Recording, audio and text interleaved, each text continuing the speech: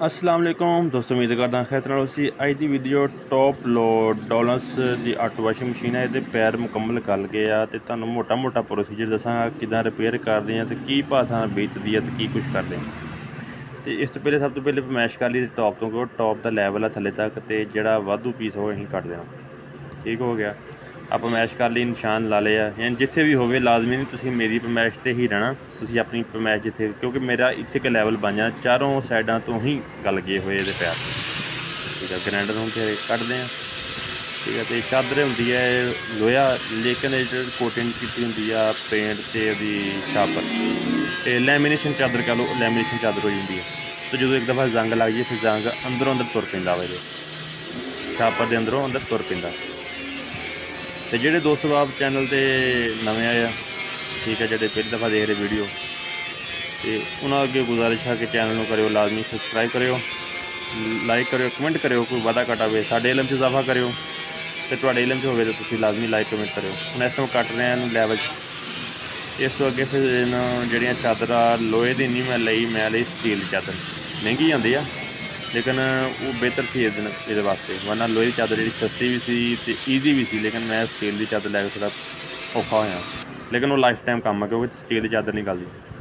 ਆਹ ਗਲਿਆ ਮਾਲ ਨਿਕਲ ਆਇਆ ਕਾਗਜ਼ ਵਰਗਾ ਜਿਹਾ ਬਿਲਕੁਲ ਹੀ, ਹਾਲਾਂਕਿ ਪੈਸੇ ਲੈਂਦੇ ਮੂੰਹ ਮੰਗੇ ਅਤੇ ਮਿਆਰ ਕੋਈ ਨਹੀਂ। ਮੈਂ ਸਟੀਲ ਦੀ ਚਾਦਰ ਹੈ, ਇਹਨੂੰ 2 ਗੁਣਾ ਮੋਟੀ ਆ।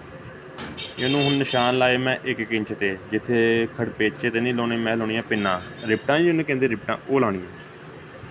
ਠੀਕ ਆ, ਆ ਨਿਸ਼ਾਨ ਲਾ ਤੇ ਪਮੈਸ਼ ਕਰਕੇ ਤਾਂ ਕਿ ਇੱਕ ਲੈਵਲ ਰਵੇ, ਲੈਵਲ ਦੀ ਪਰੇਸ਼ਾਨੀ ਨਾ ਬਣੇ। ਆ ਸਾਰੇ ਸਾਈਡਾਂ ਦੇ ਨਿਸ਼ਾਨ ਲਾ ਕੇ ਤੇ ਸੁਰਾਖ ਕਰ ਦੇਣਾ। ਹੁਣ ਇਸੇ ਸੁਰਾਖ ਕਰਨੇ ਪਲੇਟਾਂ, ਇਹਦੇ ਪਲੇਟਾਂ ਲਾ ਦੇਣੀਆਂ। ਖੈਰ ਕੱਲਾ ਸੀ ਸਟੈਂਡ 'ਤੇ ਵੀਡੀਓ ਨਹੀਂ ਬਣਾਈ ਅਤੇ ਵੈਸੇ ਬਣਾ ਕੇ ਤੁਹਾਨੂੰ ਦਿਖਾ ਰਿਹਾ ਕਿਹੜਾ ਸਟੈਪ ਕੀਤਾ ਨਾ। ਹੁਣ ਵਿੱਚ ਚਾਦਰ ਲਾ ਕੇ ਨਾ ਇਸੇ ਤਰ੍ਹਾਂ ਇਹਨੂੰ ਵੀ ਸੁਰਾਖ ਮਾਰ ਕੇ ਅਤੇ ਪਿੰਨਾਂ ਲਾਤੀਆਂ। ਪਿੰਨਾਂ ਤੁਹਾਨੂੰ ਦਿਖਾਤੀਆਂ, ਪਹਿਲੇ ਗ੍ਰੀਨ ਪਲਾਇਰ ਦਿਖਾਤਾ, ਆ ਡਰਿਲ ਮਸ਼ੀਨ ਪਈ ਜਾਣਾ ਸੁਰਾਖ ਮਾਰਦੇ ਪਏ। ਠੀਕ ਹੈ, ਛੋਟੀ ਵੀਡੀਓ ਯਾਨੀ ਕਿ ਦੱਸਣਾ ਮਤਲਬ ਕਿ ਆਪਣਾ ਜ਼ੇਨ।